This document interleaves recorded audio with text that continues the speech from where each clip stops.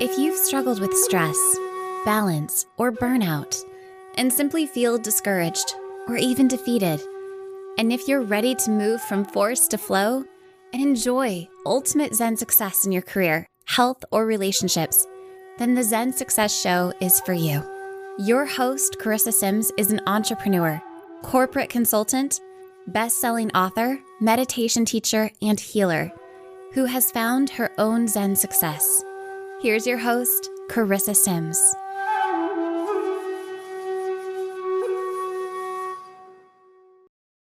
Welcome to this week's episode of Zen Success. Today, I have the pleasure of speaking with Jodi Velazquez. Hi, Jodi. Hi, how are you? Great. Let me share a little bit more about Jodi.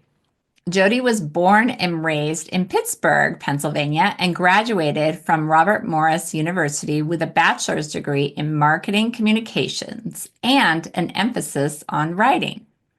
After graduating, Jodi left Pittsburgh to accompany her husband, who accepted a job in Texas. After multiple moves and learning how stressful moving can be, Jodi self-published the Slick Move Guide to help others with relocation. That's great. So let me share some of the accolades. So in 2014, Jodi Velazquez was interviewed as the ultimate expert about relocation in Women's World magazine. Wow. And the Slick Movie Guide received 2014 to 2015 Taz Award for Business. And over the years, Jodi has worked as an account executive and also TV co-host for Pittsburgh Community Television. That's amazing. Her latest book, Know the Enemy: Preventing Weight Gain, Diabetes, and Disease, is a collection of 16 years of documenting her journey of helping her young daughter with diabetes management, which her daughter is now in her 20s. This memoir and self-help book details the discovery of healthy habits and good nutrition that paved the way for successful management while she incorporated it in for the entire family. So, and then recently you won some awards, right? Yes. It won in the diet and nutrition category in the International Impact Book Awards and the same category for the Four Season Book Awards. Oh my gosh, amazing. And then you had an article in the New York Post. That's incredible. Oh my gosh. So I can't wait to hear about all that. And she's also a mentor on mentorpark.com. So check that out. And she lives in Pittsburgh with her husband and two daughters. Welcome, Jodi. Thank you. It's such an honor to be on your show. Well, I'm so happy to have you. And I have two kids of my own, and one of them is my daughter. So this is near and dear to my heart because my daughter, she just went to a birthday party. She's 10. And 2 days before, her friend, one of her best friends, got diagnosed with Oh, type 1 wow. diabetes, with diabetes. Wow. And you can imagine the junk food extravaganza that a birthday party can hold, right? Oh, my God. And how stressful that could be for her and also her parents. So And the, anyway, and the I would hard part love to about it, dive deeper into this. Go ahead. the hard part about that is you don't want them to be excluded because there's a psychological aspect to it and you feel so bad. So that was always really hard, like going all through school, with birthday parties, treats that were brought into school and after school clubs, treats, and after dinner activities that offered treats. It never ends. It's really pervasive, I would say. And another thing is, and you're an expert in this, but I will just say one of my pet peeves as a mom, which is why I don't go out to eat very much, is if you look at the kids menu, it is pure crap. I mean, there's like Nothing. I mean, there are some restaurants I've been to, it's very rare. Well, they'll have grilled chicken with vegetables or pasta, with sauce, just simple things instead of burgers, fried chicken fingers with French fries. It's almost like we as a culture are creating this environment, like you said, with snacks at sports and after school, where it's really challenging for them not to have some kind of eating problem. Right. And you know what? I'm so glad you brought that up because I was thinking, what can I offer on her show to really give her audience some good tips? And we actually went out last night and I take my daughters, both of my daughters, Marla and Lana, we go out frequently. And I was not in charge of picking the restaurant last night. So we went to a restaurant that had not a lot of healthy options that I like. So their salads are huge. They have French fries on them. They bring bread to the table. It's an Italian place. And it's a mom and pop place. But when I was ordering, I asked them, "Do you have just a house salad?" And the waiter said, "Yes, we do." And I said, "Would I be able to just get some shrimp on that?" And he said, "Yeah, we can make that happen." So don't be afraid to like create something in your mind that you want, that you know that is healthy. There's something that mimics what you eat at home and ask them if they can do it for you. I would say the majority of restaurants will give it a whirl and try to accommodate you. And they brought me the most delicious house salad and they had three and three shrimp on two skewers, like two skewers, three shrimp on each one, and they were grilled. And I just took them off and put them on the salad. I was so happy. Oh, that's amazing. That's a great tip. I love that. Yeah, So, yeah, and maybe we can continue to give tips throughout the for episode. sure. I would love that. But I want to hear your story with your daughter because I'm sure your heart and your passion is there. When did you first learn about your daughter's diagnosis of type 1 diabetes? And also for our audience, I think it's important to distinguish a type 1 and type 2. Okay, so I'm pretty sure I'm not really an expert on differentiating those two, but I think type 1 is you have to take insulin, and type 2 you can manage it with medicine or with food. So type 1 is a little more intense in terms of management. But she was diagnosed at a very young age, 19 months. So she really could not, she could only say simple words and phrases and really couldn't express herself. So for that reason, we had to check her glucose levels like 8 to 10 times a day. So that was a lot. It was a lot of work and it was very hard on my brain because you're thinking, how long until she can handle some of this? Then it was looking like a very long time. So, I ended up doing things that you talk about. I had to get myself under control after a while, but that's another story. Um, so what I learned from 8 to 10 glucose checks a day was I learned what every single type of food and drink and exercise and lack of exercise did to her. So it was like it was like went to school and got this education about food. And it was really great to learn all that because I think it had kept our whole family healthy and kept me healthy because I was learning. And at the same time that was happening, our food was changing. Like you just said, our menus were becoming different for children and for adults. And we got into this whole fried food and fast food, and we really changed. So the basis of my book is that I kept her numbers in check and kept her healthy by feeding her like it was 1970, 1980. Oh, okay. So So let's dive into that. And thank you for explaining your interpretation of type 1 versus type 2. That's great. And people can obviously look that up. I was just wondering your perspective on it. Um, because there's a lot of things you can do to even cure diabetes if you have type 2. You can really do a lot, but with type 1, you're right, it's a lot more severe. It's more a part of your DNA. There's not really, I mean, your daughter was diagnosed at 19 months, so it's obviously not diet related, is not the cause. Right. Right. Yeah. So like how did you become an expert with diabetes management? And what does that mean? Now, there's two questions. To feed her or feed your family like it was the 1970s. Okay, that's a great question. First of all, when you're diagnosed with either type 1 or type 2, many people don't realize, but you have to go see a doctor every 3 months because you're going to need either medicine or insulin, and those prescriptions need refilled, so you have to go. And when you go every 3 months, there's a test called an A1C test, which provides, it's a finger prick, and it provides an average of where your glucose numbers have been for the past 3 months. So that's a challenge. The doctor will give you a range to be in. I want you to be a 5 or 6 or a 7.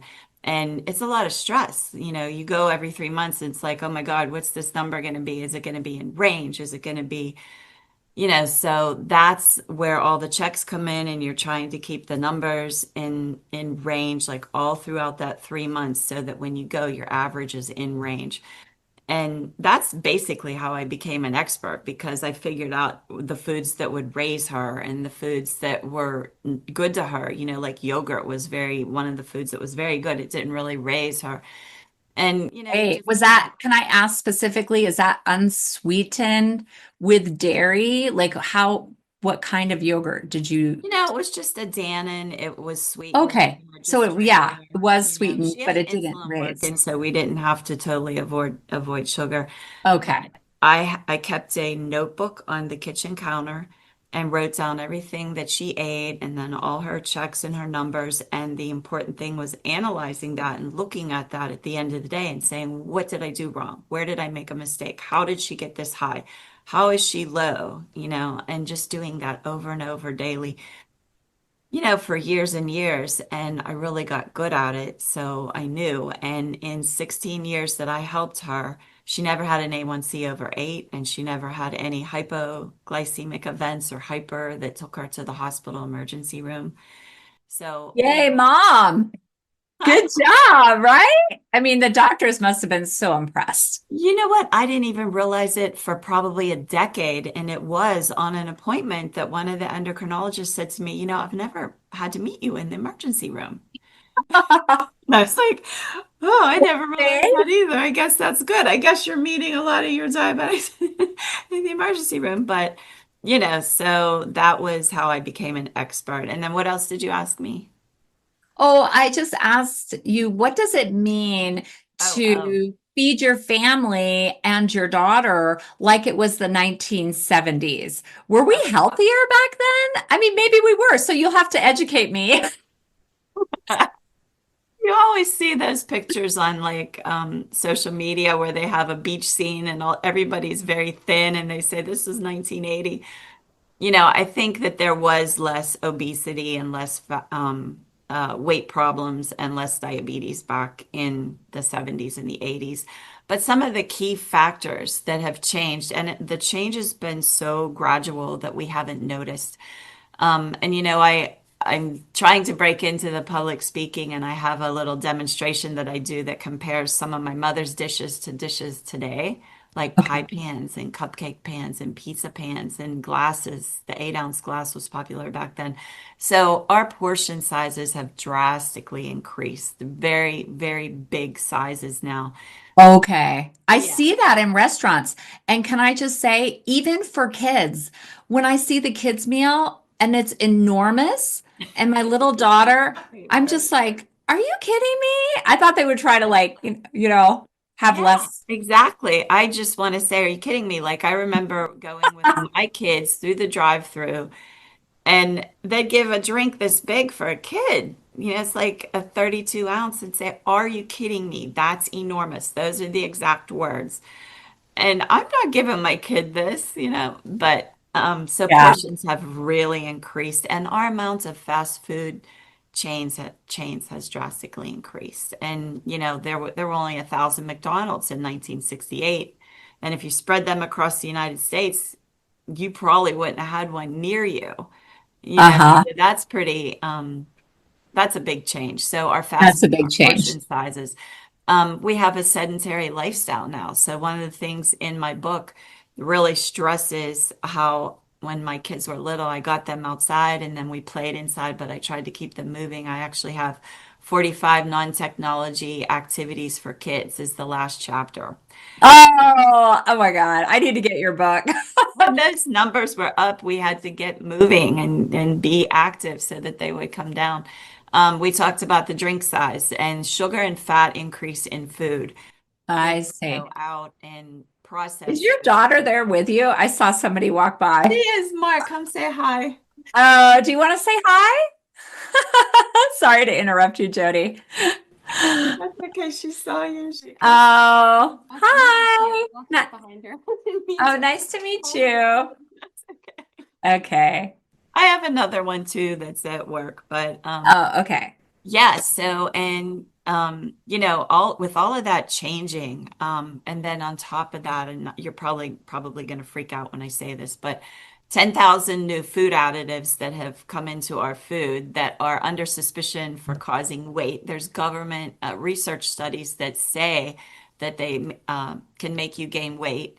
And, that's in my book too. I go over that a little bit, but we don't realize it and, we don't know. So awareness is a key factor, definitely.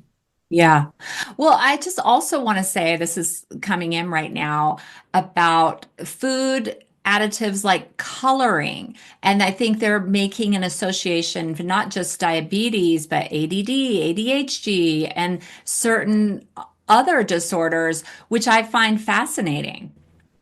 Oh, absolutely. And I think that some of the initial studies are just the tip of the iceberg because they really don't know, how much damage some of these chemicals can do to people. So, I really preach, we didn't have all those chemical additives back in the 70s and the 80s. So that's my whole thing. And that could See. be a big part of how she has stayed healthy up until, now, and God forbid. But, we eat very plain in our Mm. household. And that's how we ate in the 70s and the 80s. You have your meat, you have your carb, potatoes or rice. I try to buy good bread from bakeries, local bakeries, and not bread that comes with all the additives in it.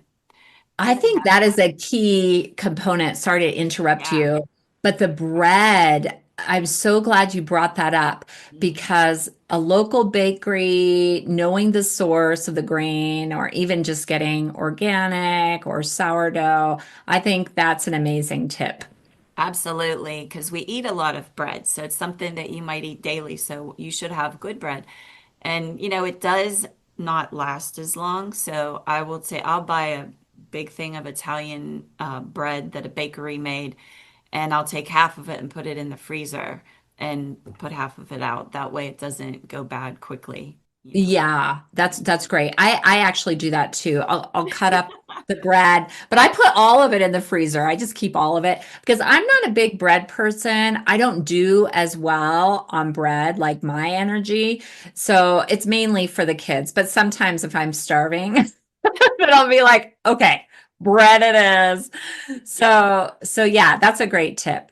Yeah, I'm Italian, so I just love a really good bread, and not Yeah. a harder crust like the New York type breads and Oh, that's dipping them wonderful. in the oils and everything. So Well, I know, like olive oil with a little balsamic and salt. Oh God. Okay, now we're getting like hungry, getting people hungry.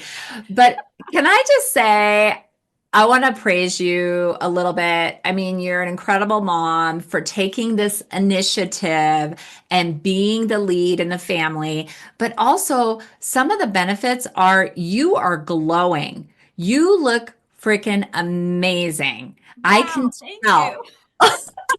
I didn't sleep last night. I was worried how I was gonna. Oh, you're so sweet. I can't tell. And so it's like Thank whatever you. you're doing, it's like when you're healthy, you can do a day here and there of not sleeping and still look good, even though your energy might not be the same or whatever it is. But it's like, isn't that wonderful how the universe, it might not seem like a gift, but do you feel like ultimately it was a gift for you and your family? Well, okay, first of all, right back at you. I think your skin looks amazing and you look amazing and you're doing the similar things as me. So yes, you must be correct. But Um, what did you what did you ask me? You're love bombing each other. We're forgetting. Okay, what's the The family, yes. And you know yes? what? That is in my book. I talk about that. I think it was just a godsend, to help us all.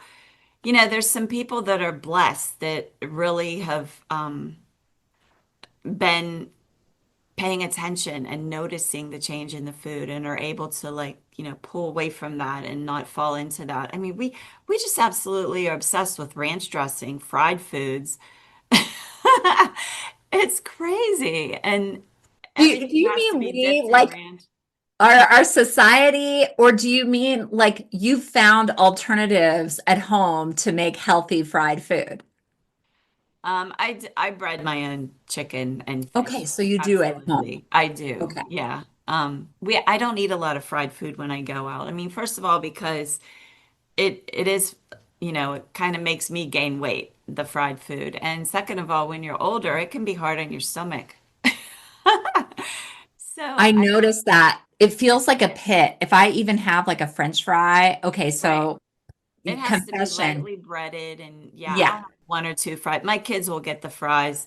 They Yeah. love fries, and they'll get a salad and a side of fries. And that's Uh, another good tip. I have tips in my book about how to order to not fall into the Happy Meal or the meal.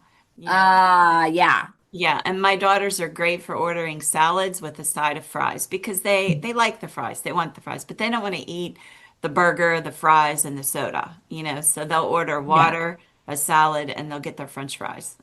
Oh my God, you've taught them so well. And what's interesting is my daughter loves salad. So she'll have a salad. She'll order like even if it's not on the kids menu, she'll get like a Caesar salad. And I'm really proud of her for like Yeah, not necessarily being programmed, this is for you. right. And you need to order this. So that's great to hear. Yeah. Back in the 70s, I think it was the 70s, I think it was McDonald's that had that song, that jingle that said, "Special orders don't upset us." Do you remember that? No, I don't remember that. Sorry. Um, have it your way, have it your way. Special orders Okay. don't upset us. But then they moved away from that, and now you just tell the number. You drive through, I'll take a number five. What happened to the special orders don't upset us, And Oh, I yeah. t I Oh t my gosh, I know. I don't know. I worked at fast food places, if you can believe that, when I I was a kid. can't. Burger King and Taco Bell. Okay. Oh Anyway, wow. so That's crazy. I've never worked there, but I did eat at those places more frequently than I do now. that's good. Well, it's just interesting in talking about the fast food and the transition. I guess people maybe cooked more from home, and that's like my reality now. I eat very simple too. I have a little bit different diet where I'm vegan, but that was from a health challenge. I decided to go that way. Oh, And that's what works for me. But I do cook meat for my kids and all of that. And my son likes to cook. So he has breaded his own chicken tenders, and they turned out amazing. yes, I love breading my own food at home because I do a very light breading, and that doesn't make me bad on the scale the next day, or it doesn't make my stomach upset. It's very light breading, and that's what I like. And there are some restaurants that will do that. But since you're bringing up cooking, I will tell you, I really do promote cooking at home because, the people that are eating fast food like three, four, five times a week, that's terrible for you. And I think that more people should revert back to like cooking at home. So I try to promote it. I actually am a YouTuber as well. And I Right? have a channel and I teach it's a cooking parties, not a cooking show. So I'll have 25 friends come over and I'll teach them all how to make manicotti or ravioli or God, gnocchi. we have to follow you on YouTube. Yes, Everybody, okay, say your channel. Say your channel right now. it's just Jodi Velazquez. So Okay. it's Jodi, and then the last name. It's the same as the painter, Diego Velazquez. So there's Okay. two V's, no S's. Jodi, Uh-huh. Velazquez. Yeah. And I'll put it in the show notes too. We could put your YouTube in So there. I have a ton of cooking party videos, and I really show people how to make stuff at home, and I show them the mistakes that, they could make and this is good now because our economy's so bad right now. And we just did a pierogi video. You can, take a couple hours on a Sunday and make 4 dozen pierogies. You have 4 meals in your freezer if you put them in the freezer, which can Oh save my God. a I lot need of to do money. that. That's what, okay, so you want to hear a I'm funny story? excited. Do you want to hear a funny story? Yes. Oh, Yes. And I'm like curious about your tips for Italian food oh because yeah, I show especially, you all the okay. mistakes that you're gonna make. Okay. But my daughter does all my videos because she's a graphic artist and she's very good at that. So she does them all. So I'm teaching people my mom's authentic Italian recipes, manicotti and ravioli and gnocchi, and they all end in a vowel. So I said to her, we're going to do a pierogi making party because that's great for right now. People are hurting with money, put them in the freezer. So she put an Italian background music to the video. That's adorable. I'm It's sure it's adorable. perfect. Yes. It's perfect, right? Because you can We were dance around to the Italian music. Now we did serve sweet Italian sausage with peppers with the pierogi. So there was some Italian in there, but it's funny. So it's a pierogi making video with Italian music. Oh, I love it. I love it. But pierogies, okay, excuse my naivety. Is a pierogi Italian? No, it's Polish. Russian or something, right? I don't know. I'm not like a chef, so I'm not sure. Yeah, yeah. That's a Polish It's Polish. brand. Okay, that's right. Okay, got it. Yeah. Mhm. But my family was everybody cooked and brought things to parties. So, I grew up learning how to make pierogies and all kinds of stuff. But yeah, I it's see. great to cook at home once in a while, and I think it gives your body a break from the high sugar and the high salt and the high fat, that you have going and eating fast food like daily is not good. Yeah. And I And know I we're say it's really, not yeah, what? go ahead. I say it's not good from personal experience because when my daughter would go eat fast food and I had the glucose meter in my hand and I was looking at the numbers, something's not right here. This really spikes blood sugar, you know. Yeah. And I really loved your daughter's habits now, how they get water instead of soda. Because I mean, I've never tested the blood sugar levels. So you have all the data. So you actually know that this isn't good. But I feel like intuitively drinking sugar while eating like a fried chicken and French fry together just doesn't seem like your body can handle that intensity with the sugar and the fat all together. Is that something that you found as well? Well, absolutely. You're bringing up something that is in my book that's if you are, if you're not diabetic, you might want to skip over this part unless you really want to learn it because it's a little Mhm. it can be a little complex. Oh, okay. So I is it feel food like the finance? endocrinologists don't teach you a lot about fat, and that's what we saw was a big factor in a lot of times her numbers elevating was together the fat and the sugar that you're talking about, so if you ate a lot of high fat foods, maybe like fast food, like a burger and french fries Mhm. and a soda and you went up your blood sugar went up really high and then before bed you want orange juice, then it goes up even higher because fat seems to be like a cushion board that it won't let it fall. It won't let the glucose fall because it's 6 hours. It holds your blood sugar. The fat, the heavy fat holds the blood sugar and won't let it drop. So then if you have more sugar on top of that, you just keep going up. And that caused some of the most sleepless nights for us because we couldn't get her back down because of the high fat. So it is a problem, and combining it with sugar is a bad problem. And Yeah, that makes sense. I'll tell you another one. Yeah. And I hate to say this because I know I'll be just making Yeah. so many people sad, but Yeah. Can you hold that thought? I just oh, want to say absolutely. These tips I'm just getting are not necessarily if you have type 1 diabetes.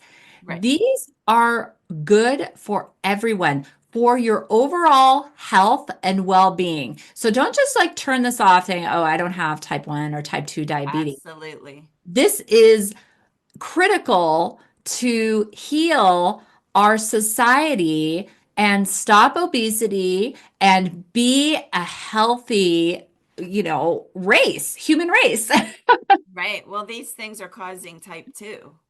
Yeah. Okay, So there you go. that's if you want to avoid type 2, that's the way to go. Um, so when my daughter would be sleeping at night and she would be low when she was super little, maybe like 3, 4, 5. If we checked her and she was low, we'd come back in, we'd go get orange juice and come back and just put it in a sippy cup and she'd sip it. And that would bring her number back up to a safe level so she could continue sleeping. There were times we ran out of orange juice. I mean, it just happened, so we'd be like, oh no, what are we gonna do? Well, we put chocolate or strawberry syrup in milk, and that would raise her even faster than the orange juice. And that's the same syrup that is in at the coffee shops and the sweeteners that are in your liquors and on your just drizzled over your desserts. So syrup can be really a problem. It really boosts up. And I see people in Starbucks and or any coffee shop and they're saying, "Can I have extra pumps?" And I'm just like, "No, don't do that. Yeah, do it. Do It's not do it's it." so hard for you to not be a superhero and save everyone, even at Yeah. Starbucks, right? Even there's the ice trucks are so popular now with the ice and they have, six spouts Oh, on the that's side panel right. The and shaved ice. yeah, Hmm. shaved ice and six spouts on the outside of the trucks and the kids just pour the syrup on. That's the same syrup. Oh, right. I'm sure. Luckily, my kids don't get exposed to that very much, but probably like once a month or something, they'll Uh-huh. see it and want that. But I Yeah. just do it as a special treat. Yeah. You have to be careful because and I'm bringing up a can of worms that's just really not a good subject. But the schools, they are very closed off and they might tell you they have a great wellness policy, but wellness policies are something that you can violate and not go to jail. So you don't really know a lot of times what's going on in the schools. And I walk the dog around a certain school. I see food trucks parked outside the gym door 9:30 in the morning. I see a sneaky side door where people sneak cupcakes in. It's Oh, so you don't, interesting. it's very Yeah. interesting. And Yeah. there's Or they not a say they have a wellness policy, but then, the kids bring cupcakes for birthdays or something. right. And what I've seen lately is that the kids aren't parents aren't allowed to bring it in anymore, but it's coming in through other ways, like coffee bars in the library and with like you can put the syrup again, in the library. Mhm. Or the food trucks are coming. So they may have eliminated the parents bringing stuff in, but now they have other food marketing and it's just crazy. I don't know how we could ever ensure that that our kids aren't eating crazy stuff at school and in between I, meals. Like I remember us going to school and it was like we ate lunch. yeah. Yeah. And that was it, right? So there wasn't a lot of other treats and stuff coming in. So I don't know. It's Yeah. that's a big problem though, because I don't know if how you can get a handle on that. Yeah, I I have know. I tips mean, in that's my a book for that. huge thing. I mean, It even if is. you have legislation or a program or an initiative, it just like almost doesn't matter. It's almost like the only thing we have control over is having our kids eat healthy at home. I agree. I agree. And you know what? It's sad too because people just want to be nice. It's our world right now is, very chaotic and everything, but I mean, at heart, a lot of people just want to be nice and giving food is a way. Like I remember my grandmother when we would come over, she'd just keep bringing food out and putting it in front of us, dips and snacks and chips and it made her so happy to be able to feed us, and it makes people happy to be able to give treats. But what the problem is one person giving doesn't know that there's another person giving, and there's another person giving, and another Yeah. person. And then you had four treats in one day because there's four nice people out there. Yeah. And I'll have to say, I'm going to share a little bit of my personal story. And I'm sure every mom or parent has these stories. So my son's on a soccer team and he also is at school. So one of the things that they were giving him at school was candy for rewards. And then at soccer practice, his coaches were giving him candy That's what I'm for talking about. I didn't say something in person, but I wrote an email. I didn't get them in trouble or anything, but they really dismissed me. Uh, And they even said to him, so I guess they won something and they brought cupcakes. So the coaches brought cupcakes because they won a game. And I'm like, every once in a while, it's fine. I was actually better. I was okay with the cupcakes more than the candy, but to each its own. They're both like not that great.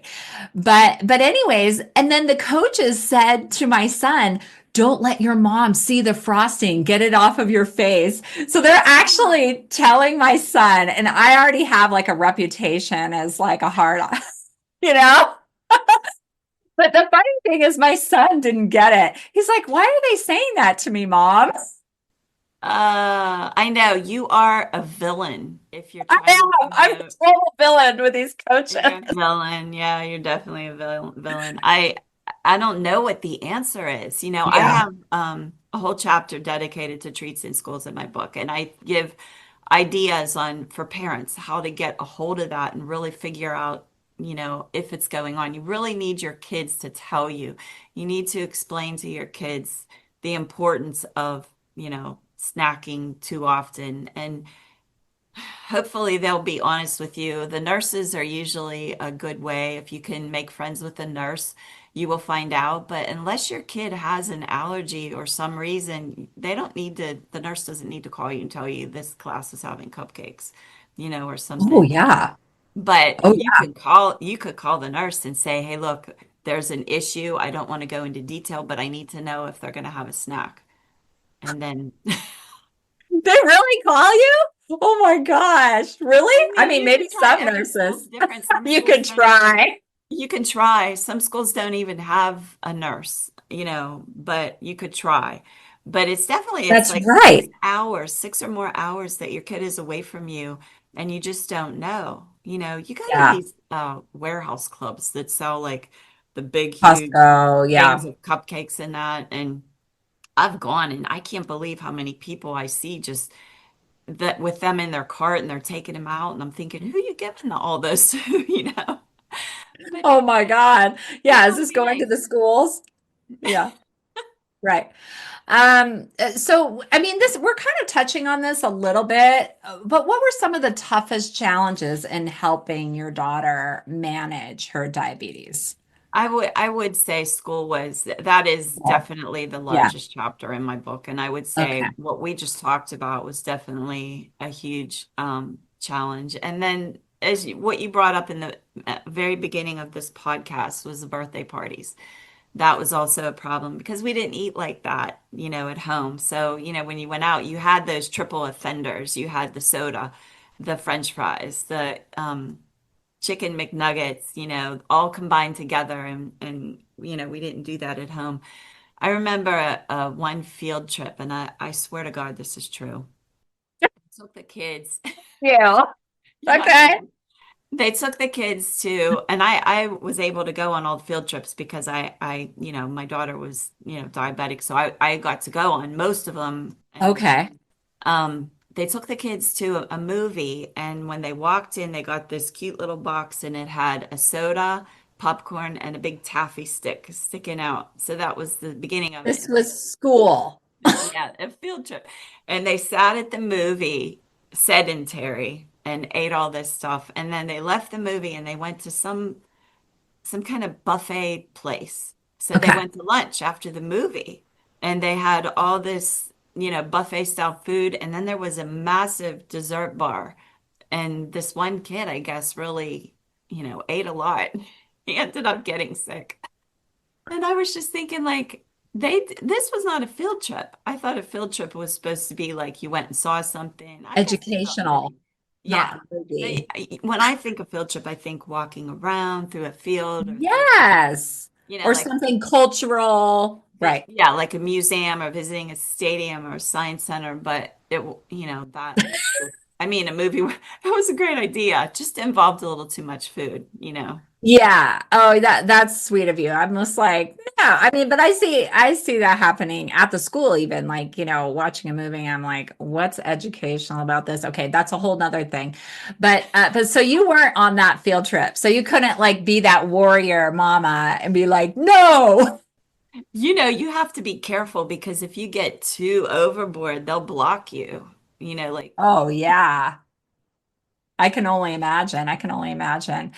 We're just so bad having our kids eat healthy. How could we?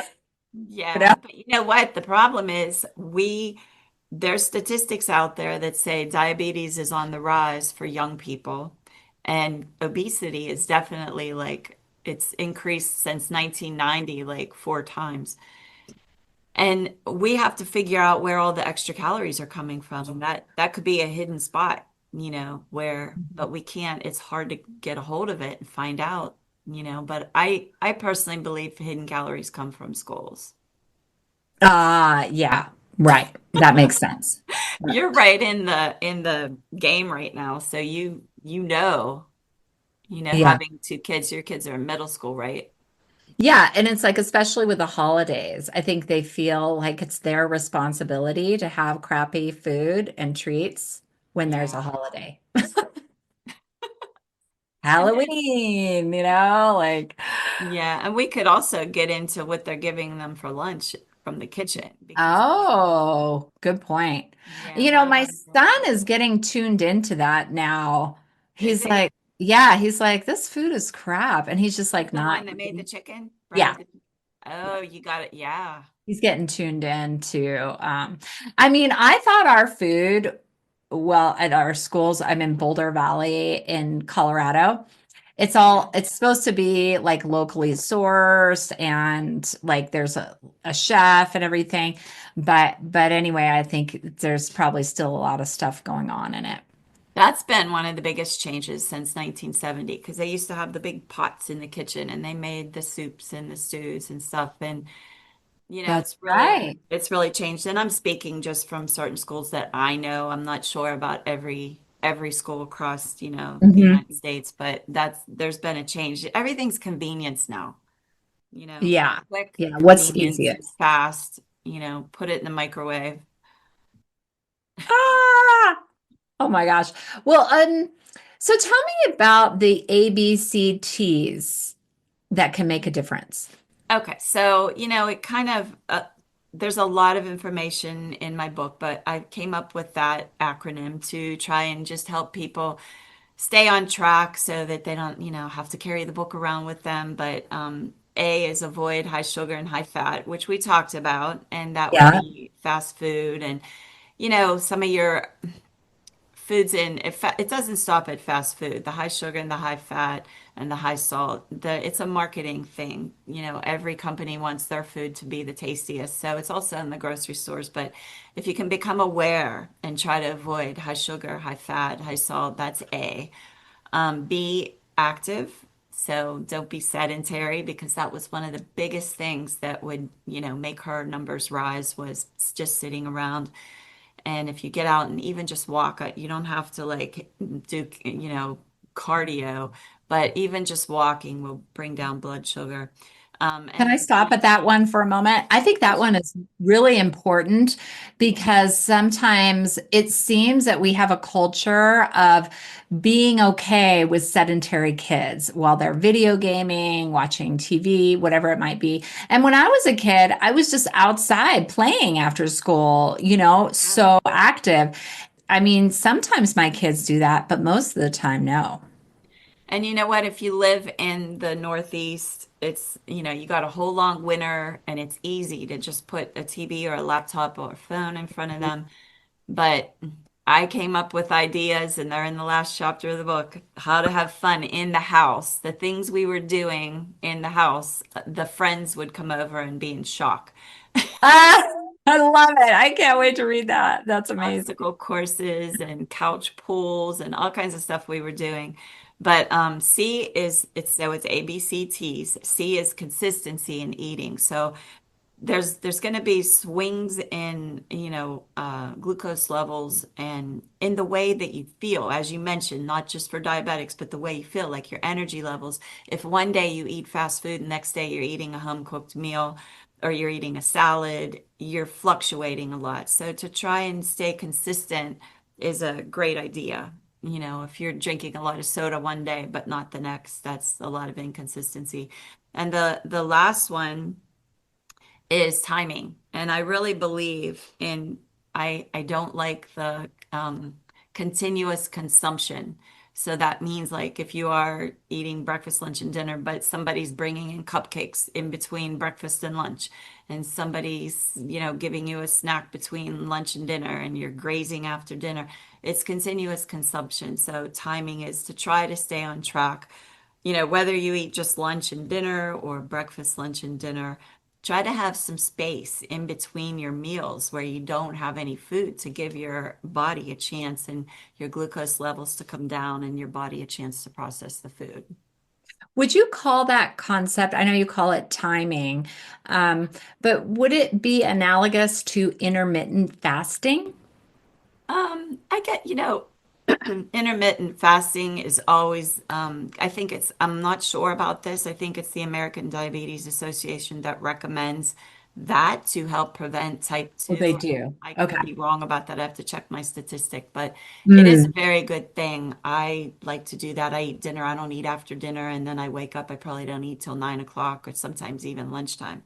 Yeah, I do that too. I do Yeah. intermittent fasting. I like the intermittent fasting, but even just a few hours of no food is going to benefit your pancreas and help you avoid, becoming type 2 diabetic. It's just giving your body a chance to do what it's supposed to do, which is process the food. If That's interesting. you're Yeah. constantly putting food in your mouth, that your pancreas isn't going to have a chance to bring the blood sugar down, and just your energy levels. You're not going to feel good. Hmm. That's interesting. Yeah. Well, thanks for all of those tips. And what's next for you? Oh, after that's so funny that you asked that. Oh, I love it. It I made you The laugh. first book I wrote, the nonfiction book about relocation, was a warm-up book, and it really let me know that I could help people. I sold that book to home builders and sports leagues, moving companies, and I thought, wow, in the way that I write, I can really get my point across and help people. And I always knew that I wanted to write the second book, Know the Enemy: Preventing Weight Gain, Diabetes, and Disease. I wanted to write it for my daughter who Yeah. missed a lot of the initial findings and everything.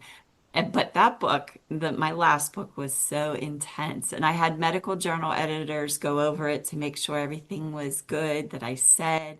Oh And it was, my God. That's amazing. oh yeah, they totally went through it and really they actually helped me quite a bit.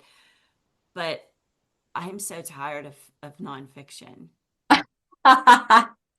All the like you have to cite your source. And I was like, okay, I'm done. I'm gonna write romance novels. Oh my God, how sweet. Just Based wanna, on your romance with your husband? I would say, well, Is yeah, he I going had to a couple listen to this? boyfriends before him, so there's a variety. We'll throw a mix in there. Okay, okay, But I got it. don't want to cite a source ever again. Okay. We won't source a boyfriend or husband or anything. It'll just Yeah, I don't be, want any. And what are they, footnotes? I don't want to have to do that. this was my boyfriend in high school, 1989. No, I'm just teasing you. Um, so what is Zen success to you?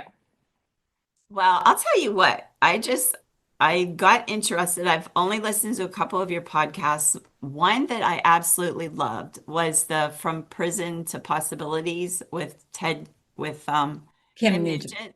Yeah. Something she said in there, just, I loved it. A quote from Kim Nugent was, the most powerful teachers are the ones who lived it. And I think that applies to me and I think to you as well.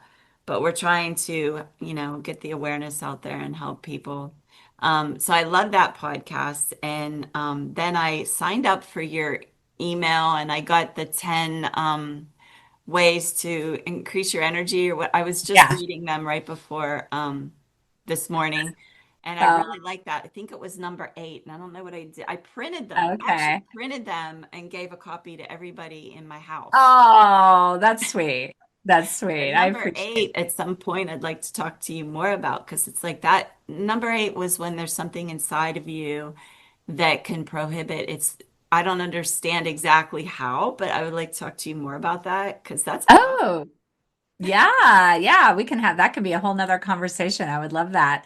Well, it's been such a pleasure connecting with you and hearing about your incredible book with that has been reviewed by medical journalists and editors. Know the Enemy: Preventing Weight Gain, Diabetes, and Disease. And I'll put your website, how to buy your book, in the show notes. So thanks for being on my show today, Jodi. Thank you for having me. This was a very fun conversation. We're very much alike. So Thank thank you you. for having me. My pleasure.